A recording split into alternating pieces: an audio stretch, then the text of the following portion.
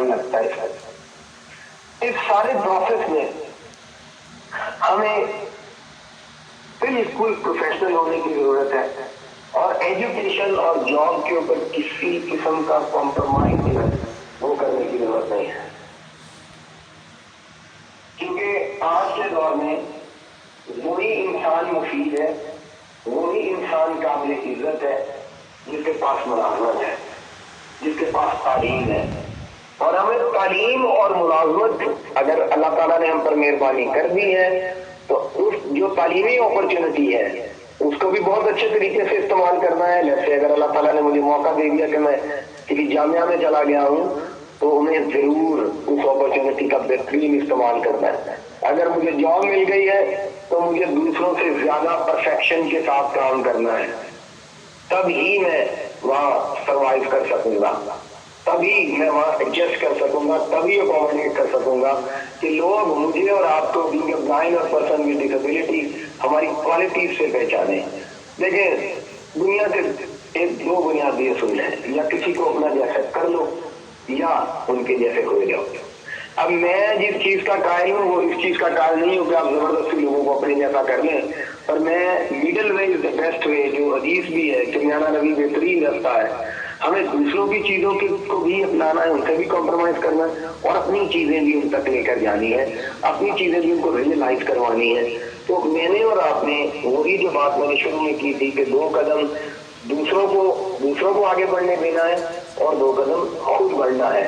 اور یہ چیز ہمیشہ ذہن میں رکھنی ہے کہ دوران ملازمت جو ریکوائرمنٹ ہے، جو نیڈز ہے، ان کو ہم نے دوسروں سے زیادہ میٹ کرنا ہے. میری ساری گفتگو کا خیر حاصل یہ ہے یا حاصل کلام یہ ہے کہ ہمیں دوسروں سے بہت زیادہ بہتر ہو کر کام کرنا ہوگا، اپنی پرسنالٹی کو جو ڈیولپ کرنا ہوگا. یہ جو لفظ پرسنالٹی ہے یہ یونانی زبان کا لفظ ہے اور پرسونا ورڈ ہے بیسیکلی، جہاں سے یہ نکلا ہے. پرسونا کا مطلب ہے ماسک. جو ہم کورونا میں ماسک پہنتے ہیں یا پرانے زمانے میں جب لوگ کیا کرتے تھے ڈراماز، آج کل تو لوگوں کو میک اپ کر کے شاہ رخ خان کو 20 سال کا لڑکا بنا دیا جاتا ہے، لیکن پرانے دور میں ایسا نہیں تھا. پرانے دور میں اگر کسی نے کوئی کریکٹر کرنا ہے تو اس کو ماسک اس کا پہنا دیا جاتا ہے. آج ہم نے بھی اپنی پرسنالٹی کے اوپر جس شعبے میں ہم جانا چاہتے ہیں ویسا ماسک پہننا ہے. ہم نے اپنے گھر میں اپنے بیڈ روم میں جو بھی ہوں سو ہوں، پر پروفیشنل لائف میں جہاں 2 یا 2 سے زیادہ لوگ میرے ساتھ اٹیچ ہیں، میرے اوپر ڈپینڈنٹ ہیں یا میرے ساتھ ایسوسیٹڈ ہیں، تو مجھے ان کے جیسا ہونے کی کوشش کرنی ہے. ہاں اپنی پرسنالٹی کو بیچ میں معدوم نہیں کر دینا میں نے، لیکن میرے لیے بہت ضروری ہے کہ میں ان کے ساتھ مل کے ان کے جیسا ہوں. اور اس کے لیے ایک چیز آج بہت ضروری ہے، شاید بہت سارے لوگ مجھ سے اختلاف کریں، مجھے نہیں پتا ہمارے محترم شاید نعمت صاحب تشریف لے آئے یا نہیں. اگر لے آئے ہیں تو میں یہ بات شیئر کر رہا ہوں. میرا ذاتی خیال یہ ہے کہ اب ہمیں انکلوسیو ایجوکیشن کی طرف جانا چاہیے، انکلوسیو بکس کی طرف جانا چاہیے، انکلوسیو سسٹم کی طرف جانا چاہیے. جب میں انکلوسیو سسٹم کہتا ہوں تو میں آپ سے تجربہ شیئر کرنا چاہتا ہوں. میں اوکاڑا میں پڑھتا رہا ہوں پنجاب میں. ہمارا ایک کیتھولک بورڈنگ تھا، اسکول تھا، کانوینٹ ہائی اسکول تھا، پھر اس کے ساتھ ہمارا بلائنڈ دوستوں کا ایک ادارہ تھا. اچھا اس اسکول کا فارمیٹ یہ تھا کہ ہمارے جو چرچ کے فادر تھے انہوں نے کیا کیا ہوا تھا، انہوں نے کہا کہ میں بلائنڈ لوگوں کے لیے الگ سے اسکول نہیں بناؤں گا.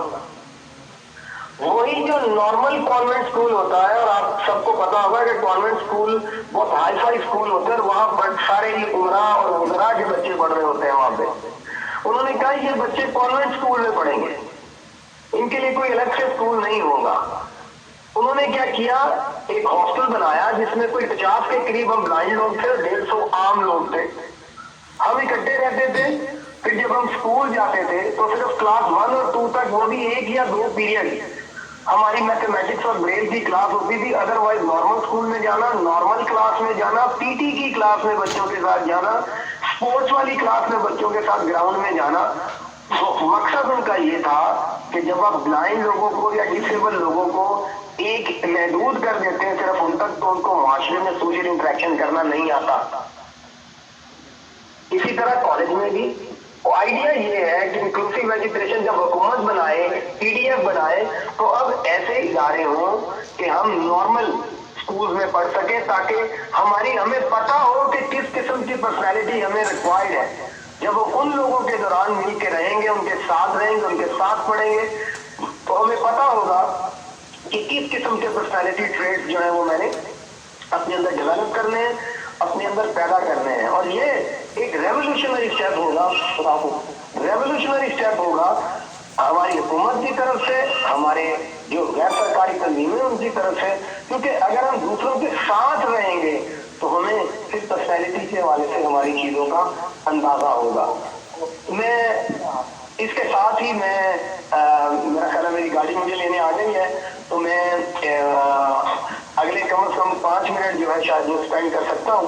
اگر کوئی کوشچن ہو، کوئی کمنٹ ہو تو میں سن سکتا ہوں. اور شکریہ کے ساتھ ایک مرتبہ پھر میں اپنی گفتگو کا اختتام کروں گا کہ آپ لوگوں نے مجھے موقع دیا. میں نے آپ کی سمجھ خراشی کی.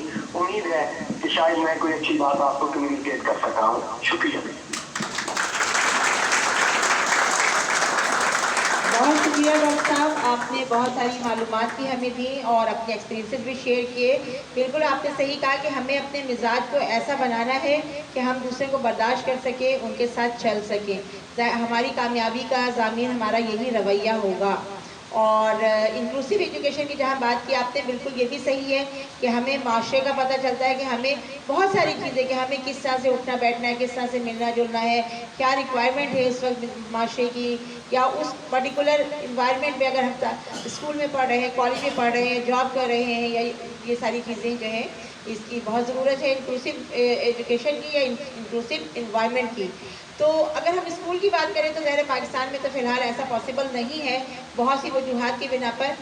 یہ تو کر رہے ہیں کہ ساری ڈسیبلٹی کو ایک ساتھ کر رہے ہیں، لیکن انکلوسیو انٹر لیول سے جو ہے میٹرک لیول تک جو ہے وہ اسی طرح سے ہے کہ کیٹیگری وائز کیا ہوا ہے کہ ڈسیبلٹی کو الگ رکھا ہوا ہے اور نارمل کو الگ رکھا ہوا ہے. لیکن انٹر اور پھر انٹر لیول میں یا پھر یونیورسٹی لیول میں الحمدللہ یہ ہے کہ ہمیں موقع ملتا ہے کہ ہم نے خود بھی کیا اور ہمارے عائد نظر جو ہے وہ بھی اس کو اویئر کر رہی ہے کہ جب وہاں پہنچتی ہے تو کافی بہتری کی فضا قائم ہو رہی ہے. لیکن بہرحال NGOز بھی اور دیگر تنظیمیں بھی جو اس طرح کے کام کرتی ہیں، اویئرنیس کریٹنگ پروگرام کرتی ہیں، اس سے کافی بہتری ہو رہی ہے اور انشاءاللہ ہوگی. تو بہت شکریہ ڈاکٹر صاحب، آپ نے ہمیں ٹائم دیا. شاہد صاحب اس وقت موجود نہیں ہے، لیکن آپ کا یہ لیکچر کے جیدہ نکات میں انشاءاللہ ان تک ضرور پہنچاؤں گی. بہت شکریہ.